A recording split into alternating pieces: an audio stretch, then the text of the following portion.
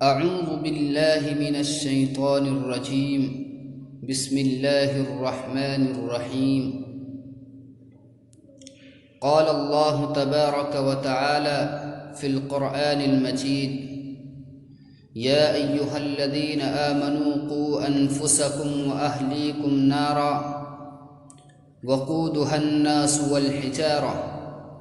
عليها ملائكة غلاظ شداد لا يعصون الله ما أمرهم ويفعلون ما يؤمرون۔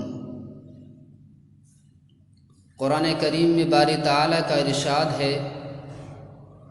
کہ ایمان والو، تم اپنے آپ کو اور اپنے گھر والوں کو جہنم کی اس آگ سے بچاؤ کہ جس کا ایندھن انسان اور پتھر ہوں گے۔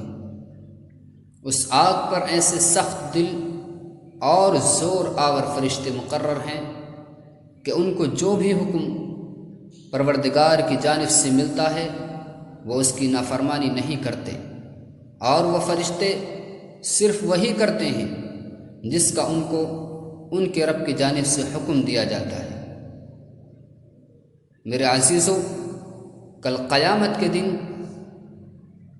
باری تعالیٰ کی جانب سے جس انسان کے حق میں یہ فیصلہ ہو گیا کہ اس کو جہنم کی اس آگ کے اندر پھینک دیا جائے، تو وہ دنیا اور آخرت کا سب سے زیادہ ذلیل اور رسوا انسان ثابت ہوگا، سب سے زیادہ بے عزت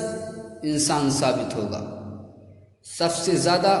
ناکام انسان ثابت ہوگا، بازی کو ہارنے والا انسان ثابت ہوگا۔